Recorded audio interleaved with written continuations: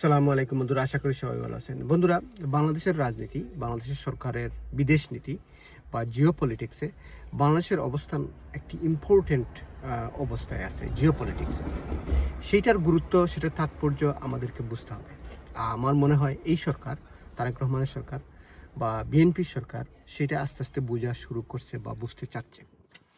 প্রথমে যেটা মনে হচ্ছিল যে বাংলাদেশ সরকার বা বিএনপি সরকার ভারতের সাথে নিজেদেরকে অনেকটা অ্যাডজাস্ট করতে চাচ্ছিল, কিন্তু আমি আগেই বলছি বন্ধুরা, এটা কখনোই সম্ভব না। ভারত এমন একটা জাতি, এমন একটা দেশ, এমন একটি অসভ্য মানসিকতার রাজনীতি তারা করে, তাদের সাথে আপনি কখনোই অ্যাডজাস্ট হইতে পারবেন না, কখনোই না।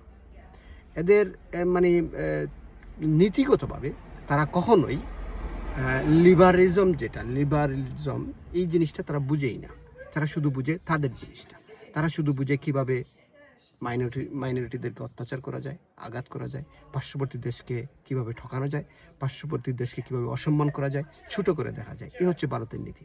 যাই হোক বন্ধুরা, যে কথাটা বলতে চাচ্ছিলাম, যে আমাদের পররাষ্ট্রমন্ত্রী খলিলুর রহমান সাহেব, উনি চীন যাচ্ছেন একটি সফরে, এবং চীনের পররাষ্ট্রমন্ত্রীর আমন্ত্রণে যাচ্ছেন, এবং উনি স্পষ্ট করে সাংবাদিকদের বলছেন যে সেখানে তিস্তা নিয়ে আলোচনা হবে, এবং পরিষ্কারভাবে উনি বলছেন যে আমরা তিস্তার দুই পারের মানুষের জীবন মরণ সমস্যা হচ্ছে তিস্তা প্রকল্প, এবং সেটা নিয়ে আলোচনা করবে।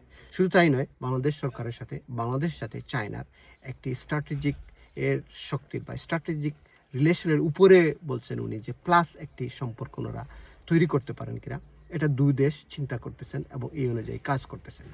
এটা সত্যি বাংলাদেশের জন্য ভালো হবে যদি আমরা চায়নার সাথে সম্পর্কটারে পাকাপোক্ত করতে পারি, শক্তিশালী করতে পারি।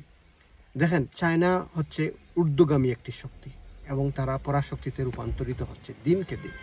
সেখানে পশ্চিমা শক্তিগুলি এখন নিচের দিকে যাচ্ছে, যদিও তারা এখনও সুপার পাওয়ার, এখনও তারা শক্তিধর দেশ, কিন্তু জিও পলিটিক্সে আপনি একটা জিনিস, একদিনে কোনো জিনিস পরিবর্তন হয় না। জিও পলিটিক্সে আপনার সিদ্ধান্ত, আপনার নীতি, আপনার ফরেন পলিসি একদিনে সিদ্ধান্ত করতে পারবেন না, ঠিক করতে পারবেন না। এটাকে আগের থেকে অনেক সময়, 10-15 বছর, 20 বছর সময় নিয়ে রেডি করতে হয়। ঠিক তেমনি আমি মনে করি তারেক রহমান সরকার সঠিক সময়ে সঠিকভাবে চায়নার সাথে এখনই যদি এই উদ্যোগটা নেওয়া শুরু করে সম্পর্ক বিল্ড আপের, তাহলে চায়নার সাথে বাংলাদেশ সম্পর্কটা স্ট্র্যাটেজিকভাবে খুবই শক্তিশালী একটি অবস্থানে যাবে। তাতে করে ভারত ধরাশায়ী হবে, এবং ভারতের সাথে আমাদের স্বার্থ সবসময় উপরে থাকবে। ভারত কখনোই আমাদেরকে চাপিয়ে রাখতে পারবে না, তাদের স্বার্থ আমাদের উপর চাপিয়ে দিতে পারবে না। আশা করি বন্ধুরা, তারেক রহমানের এই উদ্যোগ, ডক্টর খলিলুর রহমানের উদ্যোগ সফল হবে। খুদা হাফেজ। God bless Bangladesh.